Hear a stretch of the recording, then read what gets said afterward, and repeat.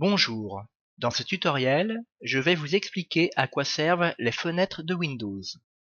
Je vous parlerai aussi des onglets, car fenêtres et onglets sont intrinsèquement liés. J'ai ouvert à l'écran une fenêtre. Une fenêtre se présente sous la forme d'un carré ou d'un rectangle. Sur la barre supérieure de chaque fenêtre figurent des informations utiles. Sur la gauche, on a d'abord le nom de la fenêtre, ici Photofiltre 7. Ce nom est utile pour repérer plus facilement une fenêtre spécifique lorsque plusieurs fenêtres sont ouvertes à la fois. Sur la droite, on trouve trois petits boutons. Ces boutons sont très importants et je reviendrai un peu plus loin sur la signification de chacun. Une fenêtre peut occuper la surface entière de votre écran, mais pas toujours. Lorsqu'une fenêtre est réduite, comme c'est le cas ici, vous pouvez la déplacer sur l'écran. Pour cela, placez le curseur de la souris sur la partie supérieure de la fenêtre, puis maintenez le bouton gauche appuyé. Déplacez ensuite la souris afin de bouger la fenêtre.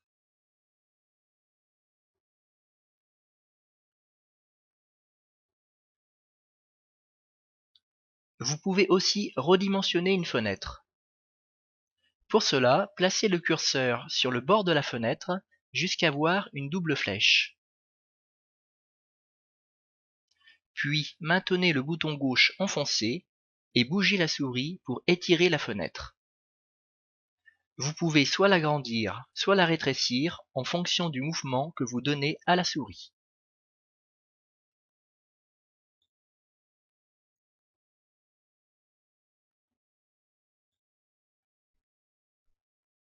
À chaque fois que vous double-cliquez sur une icône, que ce soit un dossier ou un fichier, vous ouvrez à l'écran une nouvelle fenêtre. Si je double-clique sur le dossier Fruits, j'ouvre la fenêtre qui correspond à ce dossier. À l'intérieur de la fenêtre s'affiche le contenu du dossier. Ici, je trouve des photos. Si je double-clique maintenant sur un fichier et non plus un dossier, j'ouvre cette fois un programme, et là encore dans une fenêtre. En double-cliquant sur l'icône de photofiltre, j'ouvre la fenêtre du programme photofiltre. En double-cliquant sur l'icône de Movie Maker, j'ouvre la fenêtre du programme Movie Maker. En fait, il faut comprendre que, quoi que vous fassiez sur l'ordinateur, vous ouvrez à chaque fois une nouvelle fenêtre. Je vais maintenant vous parler des onglets de la barre des tâches. Les onglets sont intimement liés aux fenêtres. C'est pourquoi il est important de comprendre leur rôle. Ouvrons le programme Photofiltre. Le fait d'ouvrir une fenêtre affiche automatiquement un onglet dans la barre des tâches. Ici, la fenêtre de photofiltre est ouverte. Je retrouve donc l'onglet qui correspond à cette fenêtre dans la barre des tâches et sous la forme d'un petit rectangle.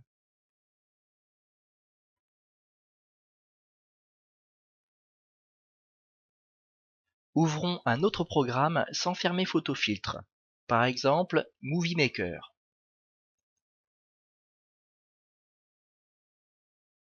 Je me retrouve alors avec un onglet supplémentaire dans la barre des tâches et qui correspond au programme Movie Maker. Procédons de manière identique et ouvrons le programme Calc.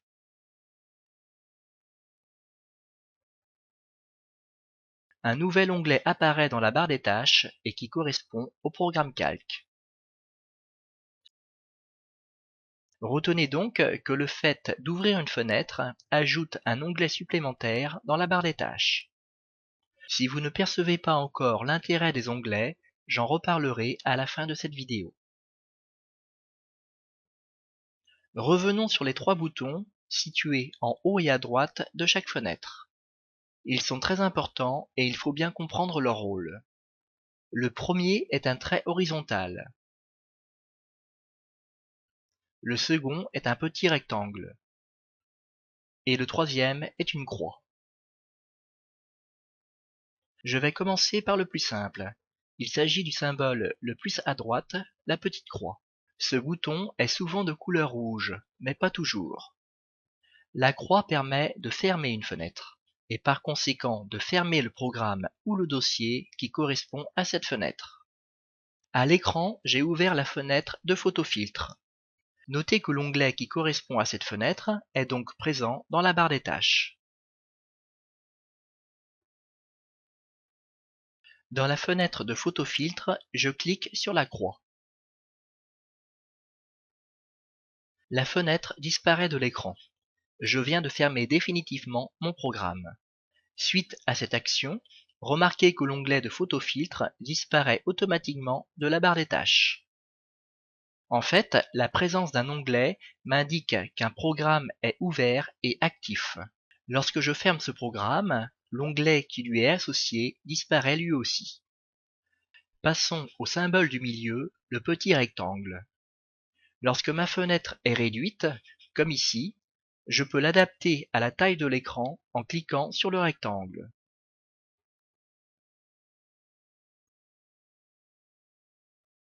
Inversement, lorsque ma fenêtre occupe toute la superficie de l'écran, comme ici, je la réduis à un niveau inférieur en cliquant sur le même rectangle.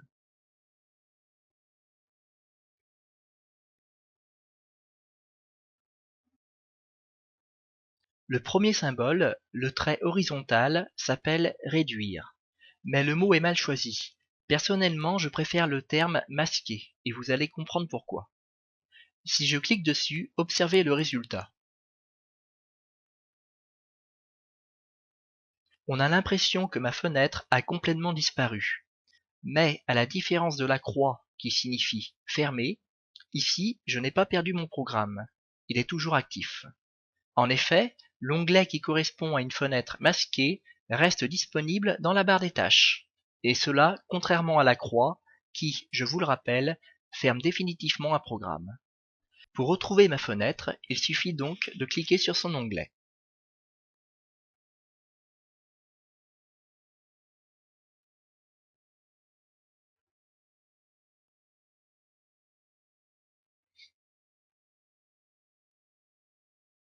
Peut-être vous demandez-vous quel est l'intérêt de réduire, d'agrandir, de masquer ou de déplacer une fenêtre sur l'écran.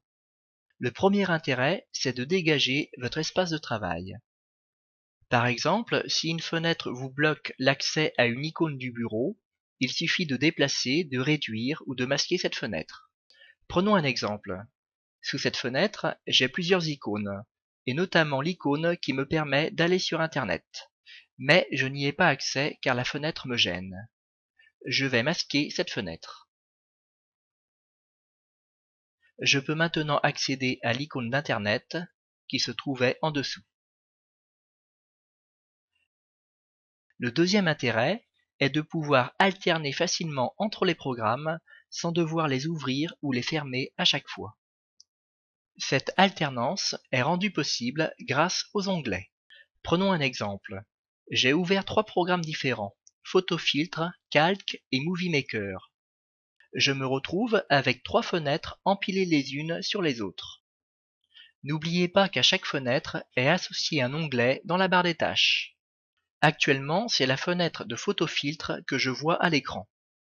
Si je souhaite maintenant afficher au premier plan la fenêtre de Movie Maker, il me suffit de cliquer dans la barre des tâches sur l'onglet qui lui correspond.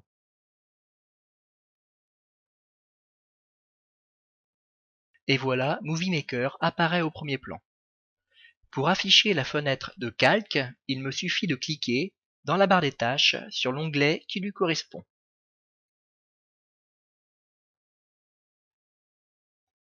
Et voilà, le programme Calc arrive au premier plan.